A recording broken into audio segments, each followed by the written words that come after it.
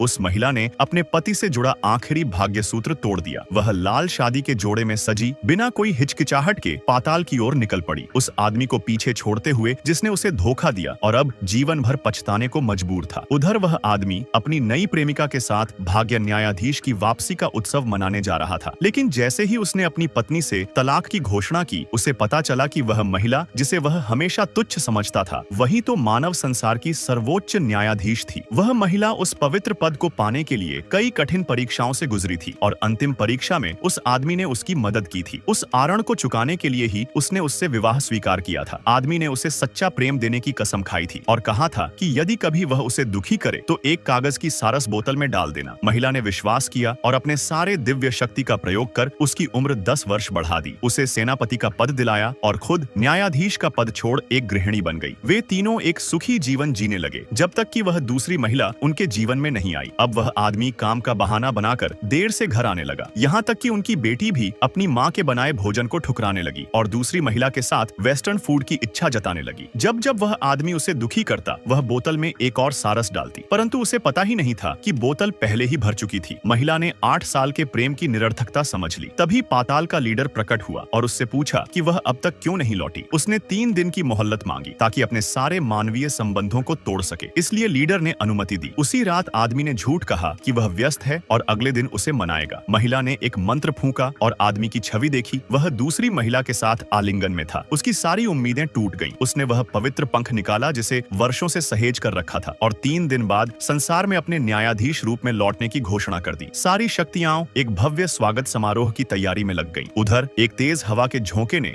आदमी की प्याली को तोड़ डाला। यह पाताल लीडर की चेतावनी थी, परंतु वह समझ न सका। उत्सव में बैठा आदमी भोजन का मजाक उड़ा रहा था और दूसरी महिला को महंगे गहने भेंट कर रहा था। उसकी पत्नी किसी उपहार की आशा में बैठी रही, पर उसे यह भी याद नहीं था कि आज उनकी वर्षगांठ थी। उसने सिर्फ यह कहा कि अगले दिन मना लेंगे। अब बस 2 दिन बचे थे और महिला नहीं चाहती थी कि उसकी बेटी उसे क्रोधित देखे, लेकिन बेटी अब सिर्फ उस दूसरी महिला के तोहफों को पसंद करती थी और अपनी माँ को बोझ समझने लगी। बाद में वह महिला नशे में थी तो आदमी ने उसे रुकने को कहा और मास्टर बेडरूम तक दे दिया। इसी बीच बेटी ने अनजाने में वह पवित्र पंख फेंक दिया। उसे यह नहीं मालूम था कि जिसे वे तिरस्कृत कर रहे थे वही भाग्य की न्यायाधीश थी। आखिरकार वह अंतिम दिन आ गया और महिला के पास कुछ न बचा था। दूसरी महिला ने उसका हाथ पकड़कर खुद को तमाचा मारा और उस पर हिंसा का आरोप लगाया। आदमी ने बिना सोचे समझे उसे डांटा। महिला चुप रही, अपने रूम में गई और संबंध पूर्णतः समाप्त कर दिए ताकि वह फिर से अपनी पहचान को पा सके और दोनों से बदला ले सके। अगले दिन वह महिला आदमी के सामने खुद का लिखा हुआ एक समझौता लेकर आई, लेकिन वे समझे कि वह परेशान कर रही है और हंसी उड़ाने लगे। महिला शांत रही और आदमी पूरी तरह हैरान रह गया।